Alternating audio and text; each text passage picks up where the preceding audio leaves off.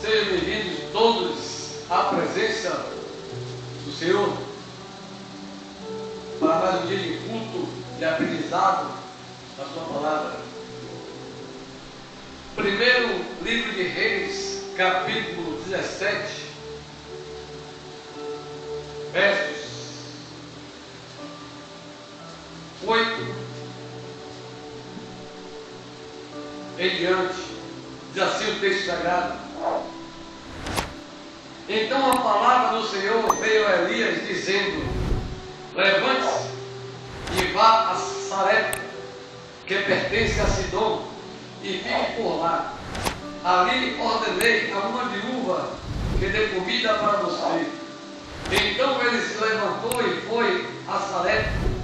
Chegando ao portão da cidade, encontrou uma viúva que estava apanhando lenha. Ele a chamou e lhe disse: Por favor, traga-me um pouco de água numa vasilha para que eu possa beber. Quando ela já estava indo buscar a água, Elias a chamou e lhe disse: Traga-me também um bocado de pão, por favor. Porém ela respondeu: Tão certo como vive o Senhor, seu Deus, não tenho nenhum pão assado. Tenho apenas um punhado de farinha numa panela e um pouco de azeite no jarro. E como você pode ver, apanhei 2 pedaços de lenha e vou preparar esse resto de comida para mim e para o meu filho. Vamos comer e depois morreremos de fome. Elias disse a ela: Não tenha medo, vá e faça o que você disse, mas primeiro faça um pãozinho com o que você tem e traga para mim. Depois prepare o resto para você e para o seu filho, porque assim diz o Senhor, Deus de Israel: a farinha da panela não acabará e o azeite do jarro não faltará, até o dia em que o Senhor fizer chover sobre a terra. A viúva foi e fez segundo a palavra de Elias. Assim comeram ele, ela e a sua casa durante muitos dias. A farinha da panela não acabou e o azeite do jarro não faltou, segundo a palavra do Senhor anunciada por meio de Elias. Queridos irmãos, esse texto vai nos remeter a uma situação importantíssima que muitos de nós às vezes esquecemos, mas vivemos atualmente. Muitos viveram uma situação dessa e ainda não creram, porque esse texto, o Senhor, Ele vai fazer acontecer com o que não pode acontecer. Deus faz acontecer com o que não pode acontecer. Nesse início de capítulo de Elias, é quando ele vai dizer ao rei Acabe que vai ter escassez de água, vai ter seca durante o tempo que ele vai dizer aqui: Tão certo como diz o Senhor Deus de Israel, a quem eu sirvo, não haverá orvalho, nem chuva nos próximos anos. Ele disse quantos anos, mas ficaram aproximadamente 3 anos e meio, a não ser quando eu disser o poder e o respeito que Elias tinha por Deus e Deus tinha por ele. Ele falou isso aqui sem consultar o Senhor, mas o Senhor obedeceu, ou seja, atendeu o pedido, atendeu a ordem de Elias para mostrar ao rei Acabe e a sua mulher Jezabel, a perversa rainha Jezabel, que mandou matar vários profetas. Então, nessa passagem, vamos entender logo que nessa cidade, claro que deveria haver outras viúvas ricas, mas o Senhor manda ele ir para lá, porque ele estava antes lá em Querite, nas imediações de Jordão.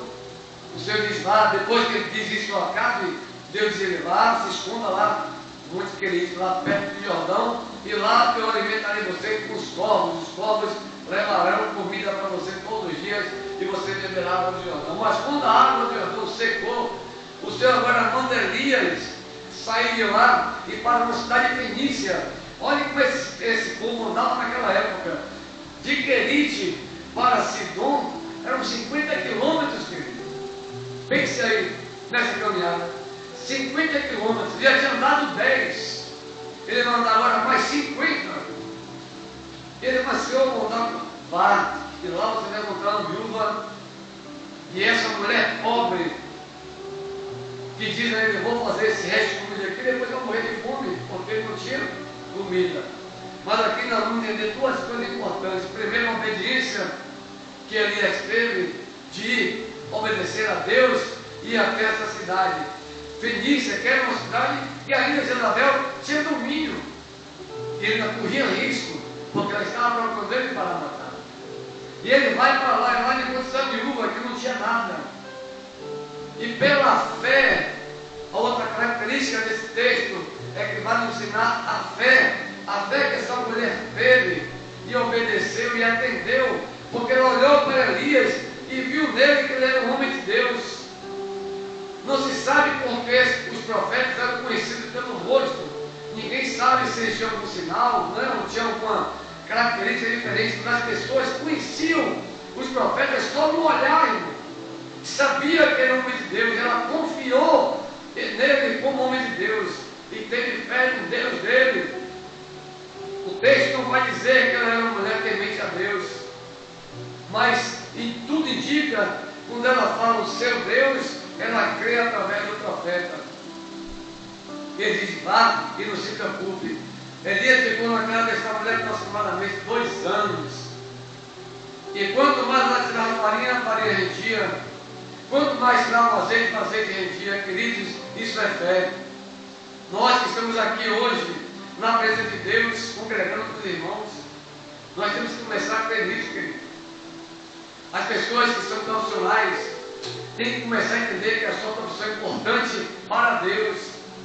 Não que vá levar a salvação, mas é importante quando servimos ao Senhor com aquilo que nós sabemos fazer.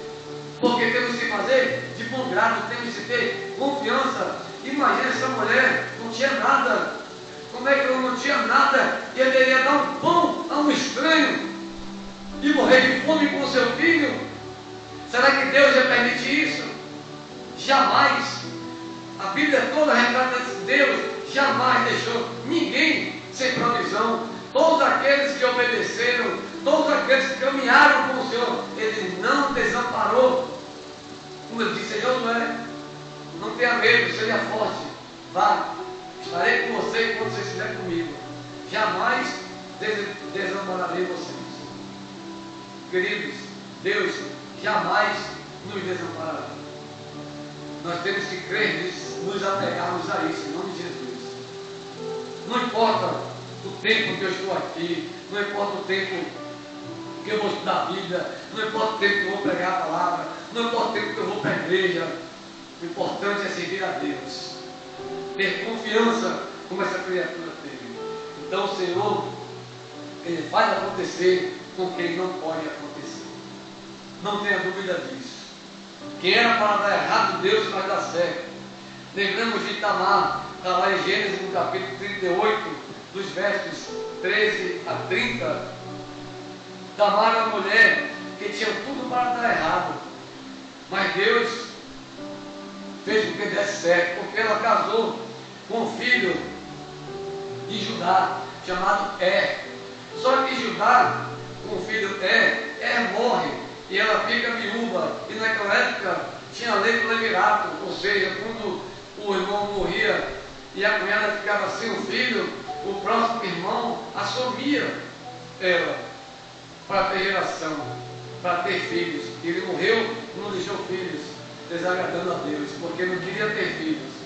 Então ele vai e manda Onã, o próximo filho dele. Onã, quando assumiu Tamar, ele não tinha relações com ela, mas tirava o espermatozoide e jogava no solo. Isso desagradou a Deus e Deus também o matou. Observe, os dois foram mortos por Deus, porque não queriam deixar a geração.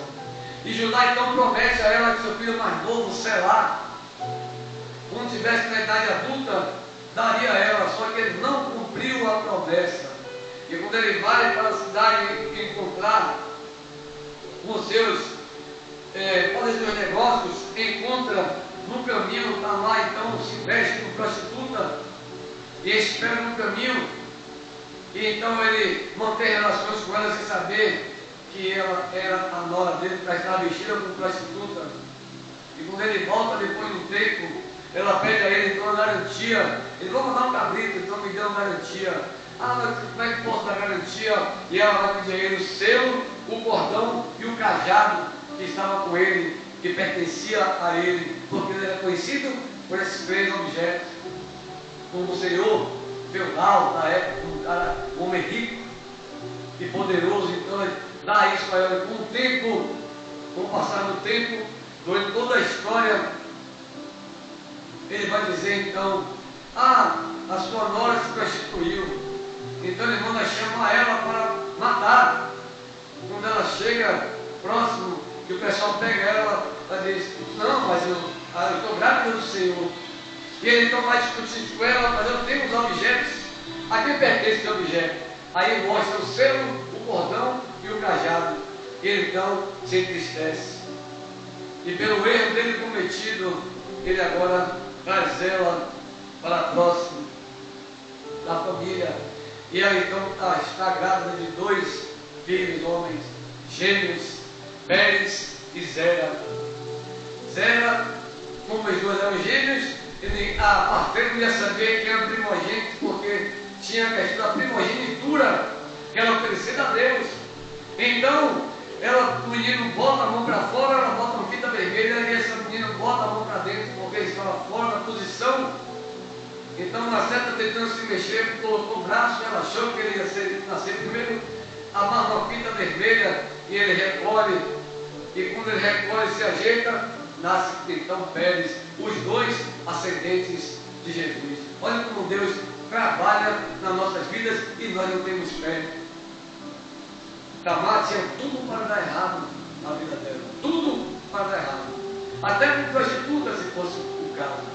Mas ele deu ela a garantia e quando ela mostrou, ele ficou decepcionado porque não cumpriu com a sua promessa. Está vendo?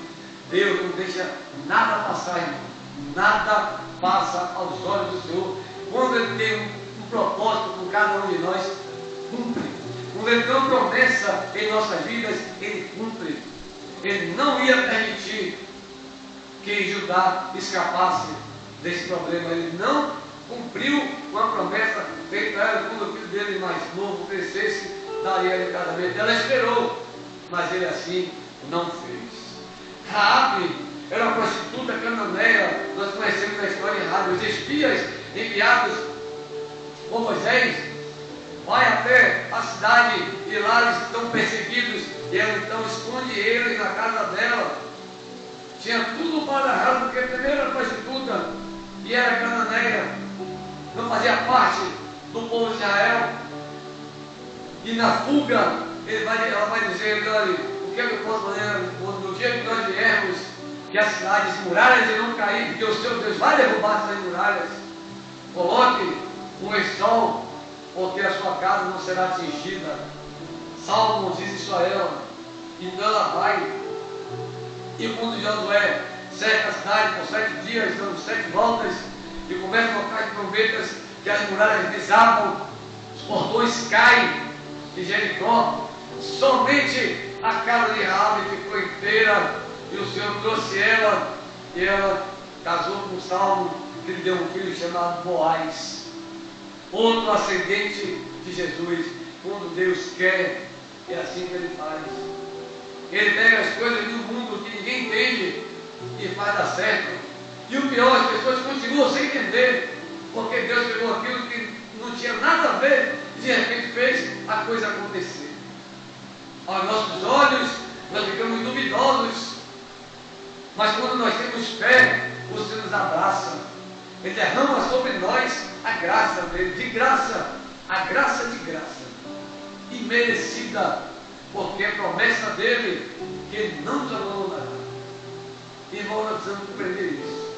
Nós temos que internalizar nossos corações, porque as coisas estão ficando tão complicadas, como nós vimos no Salmo 112. Não temos tanta notícia falsa. Hoje agora saiu a notícia do STJ, dizendo que o indivíduo marginal vai atentar arrombar a sua casa, quebrar o cadeado, vai entrar em sua casa com arma, vai lhe assaltar, mas não há indício de crime. Imagine uma lei dessa, protegendo o marginal e deixando que nós ficamos descobertos dentro da lei. Hoje saiu essa notícia. Mas a palavra de Deus diz no Salmo 12, no verso 7, não fique preocupado com notícias falsas. Deixe eles fazer o que eles quiserem, porque todos irão cair. É promessa do Senhor. Não tenha dúvida disso. Lá em Mateus capítulo 1, verso 5, quando fala da geração, Jesus, Salmo gerou Boaz, cuja mãe foi Raabe, Boaz gerou Obed, cuja mãe foi Ruth, e Obed gerou Jessé, que foi amor de Davi. Hebreus 11:31, pela fé, Raabe, a prostituta, não foi destruída com os desobedientes, porque acolheu os espias com paz. Quando obedecemos ao Senhor, quando agimos com humildade com o próximo, quando respeitamos os mais fracos e trazemos ele para dar um apoio e não deixá-lo na dificuldade, seja quem for, o Senhor, querido, Ele nos abraça, Ele derrama graça sobre nós, Ele nos dá prosperidade, nos dá saúde, nos dá segurança. Nenhum mal chega a nós, nenhum mal chega a nós. É promessa do Senhor e nós sabemos que não chega, porque com certeza quem está aqui já viveu isso alguma vez na vida. E quem está assistindo também já deve ter vivido isso alguma vez na vida, sentindo a presença do livramento que Deus nos dá no momento de perigo. Ele coloca a mão e você vai passar e ninguém vai lhe ver. E nós passamos e ninguém nos enxerga. Mas o Senhor me conduziu no caminho até aqui. Quando eu fui entendendo a Bíblia, eu fui entendendo que o Senhor está me trazendo para Ele, fazendo agora a vontade dEle na minha vida, como quer fazer na vida de cada um de nós. E aí é que nós temos que compreender, para poder saber, o Senhor, se está comigo mesmo, está sim. Ele nos livra, querido. Ele faz acontecer. Tudo eu tinha para dar errado naquele dia ali, mas deu certo. E outras coisas aconteceram na minha vida, que era para dar totalmente errado e deu certo.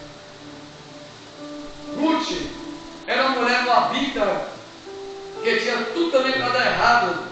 A história de Ruth nós conhecemos. Elimelec era casado com Noemi. Eles foram então para a cidade de Moabe, porque lá estava tendo abundância de trabalho. Só que chegou lá, Elimelec morreu e seus filhos também morreram, Quilion e Malom. Quilion era casado com Orfa, Malom era casado com Ruth. 3 mulheres viúvas naquela época. Nós sabemos a dificuldade. Elas tinham que se manter, porque ninguém respeitava mais. As pessoas não acolhiam, elas ficavam esquecidas. Em alguns casos não servia nem para a Constituição. Eles não aceitavam, porque achavam que elas estavam já doentes, né? Tipo uma doença, porque estava viúva. Então ela volta para Belém. E é lá Ruth trabalhando, colhendo azeitonas na terra de Boaz. Olha como Deus vai trazendo as coisas para Ele, para Cristo vir, tudo acontecendo para a vida do Messias. E Ruth então vai e casa com Boaz, mas nessa história, quem assumia as terras tinha que assumir também a família. Só que Boaz não era o único resgatador. Quando ela conversa com ele, ele diz: olha, tem outro resgatador, ele fala com Noemi, vou procurar ele, porque ele era parente de Elimelec. A Bíblia não diz qual grau de parentesco, mas diz que ele era parente próximo de Elimelec. E tinha outro, que também não cita o nome, e ele então vai procurar. E quando encontra, ele reúne 10 anciãos e chama ele e diz: olha, as terras, você é resgatador, tem direito, mas só, aí ele ficou todo feliz, né? Aí não vai resgatar, mas quando você resgatar, você tem que resgatar também as mulheres que estão viúvas. Aí o indivíduo saiu de baixo, não, então pode ficar para você. Eu só quero a terra. Era a lei, então esse então pode resgatar. E para fechar esse contrato, Olha que o que valia mais do que a palavra, ele tirava a sandália do pé, o pé da sandália, e dava ao resgatador. No caso, ele tirou e deu Boaz e fechou o negócio. Tudo trabalhando para Deus trazer o Messias. Até porque nós conhecemos a história de Orfa. Orfa desistiu, não fez história. Ruth se converteu a Deus, então fez história. Dela veio a descendência de Jesus. Está lá em Mateus, no capítulo 1, versículo, nós acabamos de ler, sobre a descendência de Jesus. No que era para dar errado, Deus faz dar certo. A atitude errada que os irmãos de José tiveram, lembra disso? Eles venderam José como escravo para o Egito. Tudo na lei de José era para ter dado errado. Jogaram no buraco, depois tiraram, mentiram para o pai, dizendo que levou manto sujo de sangue, que tinha sido comido por um animal selvagem. José se tornou um grande homem no Egito, a segunda pessoa em nome maior do que o faraó, porque ele vai dizer, depois de mim só você, e dá ele o anel, ele governa todo o Egito na época de fome, e acaba resgatando a família, para que ninguém passasse fome. Tudo que José fazia, prosperava. Tudo que ele tocava, o Senhor prosperava. Foi justamente preso, por uma injúria da mulher de Potifar, que queria porque queria dormir com ele, e ele respeitando, primeiro a Deus, depois Potifar disse, não senhora, ela rasga a roupa dele, e diz que ele tentou estuprar, ele justamente vai para a cadeia, e revela um sonho, tudo trabalhando por Deus. É assim que Deus quer fazer em nossas vidas. Nós precisamos crer. Quando nós acharmos que as coisas estão dando errado, na verdade, queridos, não está dando errado. Deus está colocando como Ele quer. E se nós entendermos isso, nós caminhamos com Ele. E mesmo que as pessoas critiquem, mas meu irmão, você vai, rapaz, eu vou fazer isso aqui, porque se Deus quer assim, assim acabou. Pode acreditar. E aí acabou, meu irmão. E a coisa caminha. Por mais que as pessoas já se estranham, mas nós sabemos o que estamos vivendo, porque o Senhor é bom o tempo todo. Observe a problema de Davi com Batseba. Depois que Davi teve seu ajuste, resolveu o problema de Batseba, porque ele dormiu com uma mulher casada, engravidou essa mulher casada, matou o marido dela na frente de batalha, mandou matar para tomá-la como esposa. Perdeu um filho, que era o primeiro, o Senhor tirou da vida dele, porque ele foi desobediente. Ele entendeu por que aquilo aconteceu, não ficou triste, porque no Salmo 51, se vocês lerem, vocês vão ver o Salmo de arrependimento de Davi. Ele vai pedir a Deus, muito obrigado, Senhor, mas não tire a tua face de mim, e pelo contrário, me dê um espírito novo, renovado. Não afaste o teu espírito da minha vida, pelo amor de Deus. Ele tinha feito isso com Saul, e ele viu, presenciou a miséria que Saul viveu, quando Deus tirou o Espírito Santo de cima dele, da vida dele. Davi vai pedir isso, mas Deus, não faça isso, eu faço o que o Senhor quiser. Ele entendeu os tempos que ele passou até o filho morrer, mas Deus é sábio, inteligente e muito bom. Dele veio Salomão. Filho que ele teve com Batseba era aquele que iria construir o templo, a casa para o Senhor. Lembra que ele vai dizer, olha, já não aguento mais morar em tenda, preciso morar no meio de vocês. Faça agora uma casa para eu morar, um templo. Ah, mas você não vai fazer não, quem vai fazer é seu filho, Salomão. E assim aconteceu. Segundo Samuel, capítulo 12, versos 24 e 25. Então Davi consolou Batseba, sua mulher, teve relações com ela, isso após o menino morrer. E ela teve um filho a quem Davi deu o nome de Salomão, e o Senhor o amou. Davi o entregou nas mãos do profeta Natã, e este lhe chamou Gedidias, por causa do Senhor. Segundo Crônicas, capítulo 1, versos 11 e 12.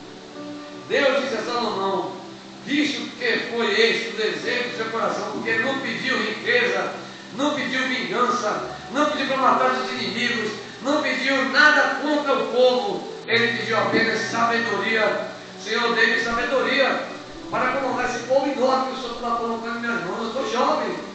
Ele tinha aproximadamente 17 anos quando foi nomeado rei no lugar de Davi. Então ora ao Senhor inteligentemente, pede apenas sabedoria. E o Senhor vai dizer a ele: Deus disse a Salomão: visto que foi ele que deseja o seu coração, e você não pediu riquezas, bens ou honras, nem a morte dos seus inimigos, nem tão pouco pediu para ver muito tempo com longevidade, mas sabedoria e conhecimento para poder governar o meu povo, sobre o qual eu vou constituir rei. Sabedoria e conhecimento lhe serão dados.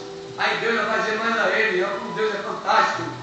E lhe darei também riquezas, bens e honras, como nenhum rei antes de você teve, e nem nenhum rei depois de você terá. E nós sabemos, como testemunha disso, pelo estudo bíblico, temos conhecimento. Não houve na antiguidade, eu acho que até hoje, eu não conheço nenhum que tenha a capacidade que Salomão teve dada por Deus.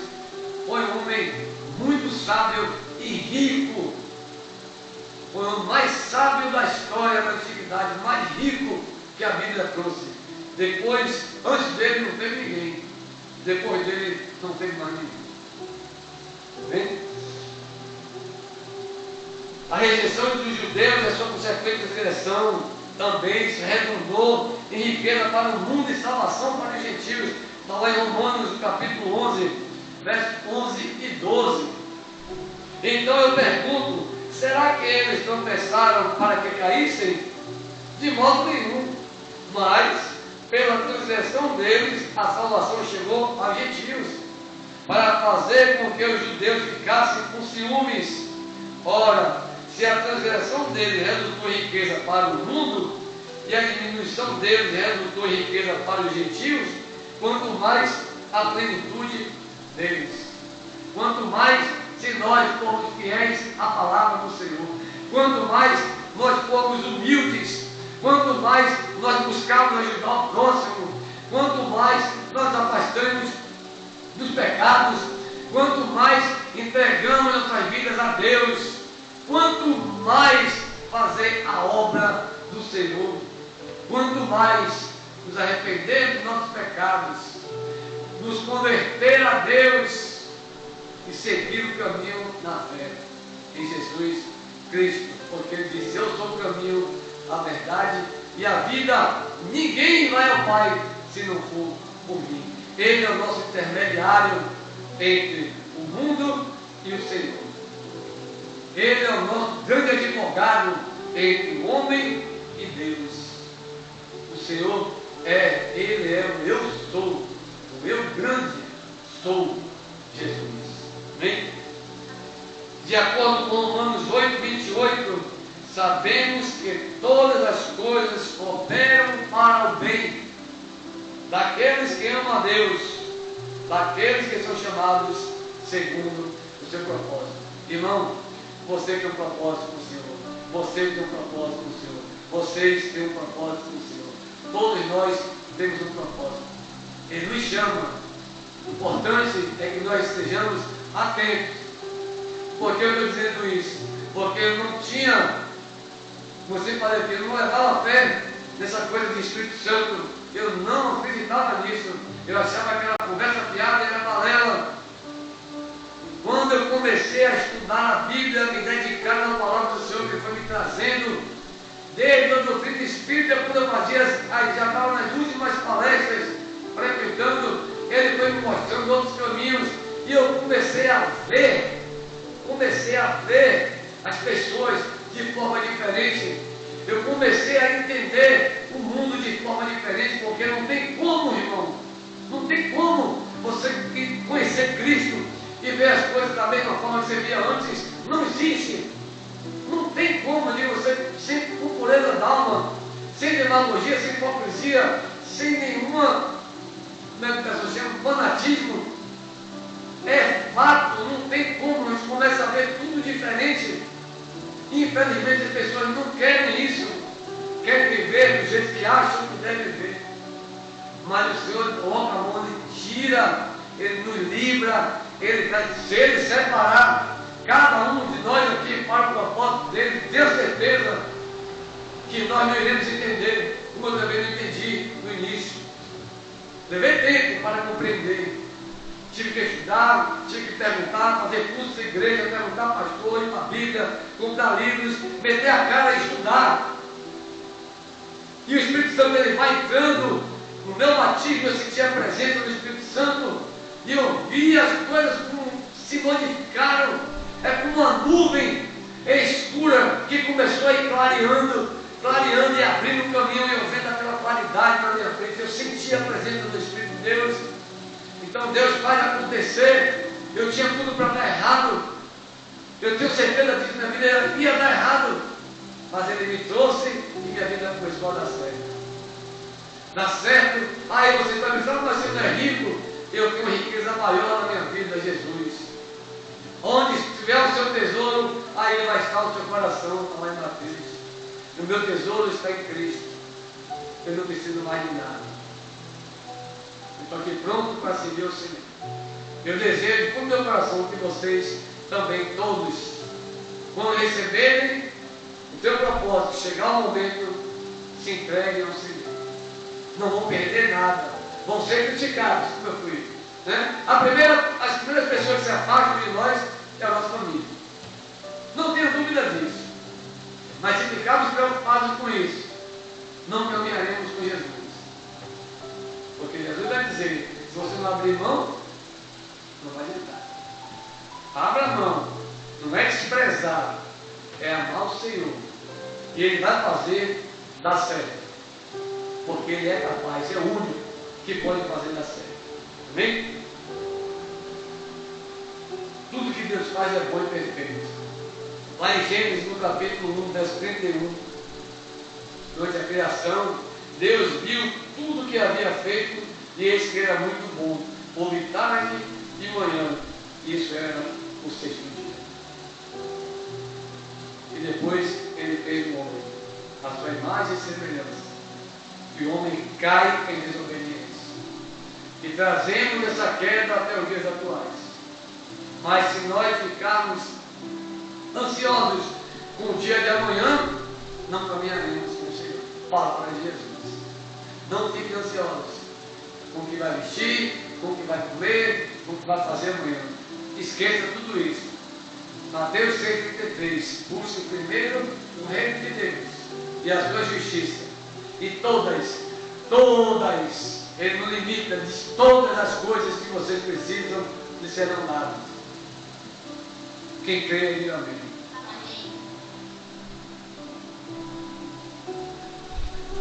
Então, meus irmãos, a história do povo de Deus no Antigo e Novo Testamento tem sido uma história de graça. Graça divina no meio dos erros humanos. Nós erramos? Sim. Vamos continuar errando? Sim. Somos pecadores? Somos. Vamos continuar no pecado? Sim.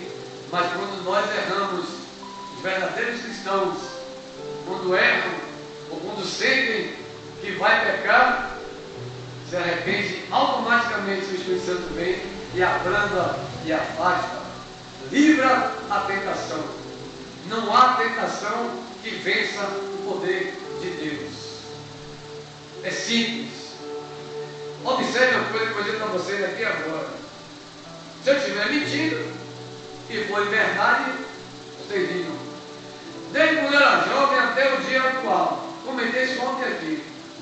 Os programas de televisão que passam até hoje, qual foi filme ou novela, seja o programa que for, em que o mal venceu o bem? Simples assim. Eu não me lembro de nenhum. Então, se eles fazem isso, eles sabem que existe um Deus. Mas a teimosia e a ganância não chega próximo para encontrar o Senhor. Perceberam? Eu não me lembro se vocês tiveram algum sítio, porque eu não conheço nenhum. Todos os programas, o desenho animado, tudo que passava, só passa, tem o mal, claro, mas no final, perde. Porque Jesus, quando ele morre e ressuscita, Jesus é toda a bondade que existe no mundo. Então o mal jamais vencerá o bem. As trevas jamais vencerá a luz. Resplandecerá na luz. Porque treva é treva e luz é luz. Quem está com Cristo está na luz. Então, meus queridos, Deus faz acontecer com quem não pode acontecer. Esse é só um pequeno apanhado do que está na Bíblia, para nós entendermos os dias atuais. E as perguntas que ficam para nós responder nos nossos corações, e são aquelas velhas que ele sempre fala aqui, né? Está disposto realmente a seguir Cristo? Você está disposto a abrir mão dessa ilusão do mundo que só vai lhe dar problemas, só nos traz preocupações, para amar Jesus? E aquela velha, né, da semente, com a semente que nós estamos plantando em nossos corações. Amém? Pai querido, maravilhoso Deus, nós agradecemos, Senhor, por tudo que você tem feito em nossas vidas. Dá-nos os dias de paz e harmonia, livra-me de todo mal. Derrame teu Espírito sobre cada um de nós e sobre todos que estão nos assistindo e nos acompanhando durante os cultos. Que a tua graça maravilhosa permaneça conosco. Que nós possamos sair sempre edificados na tua palavra e fortificados na fé, quando estudamos a tua Bíblia, quando estudamos o Evangelho, quando fazemos nossos devocionais e quando estamos nos cultos na tua presença. Em nome de Jesus é que nós oramos e agradecemos. Amém. Que a maravilhosa graça do nosso Senhor e Salvador Jesus Cristo, o amor de Deus, nosso Pai, a comunhão e a consolação do Espírito Santo,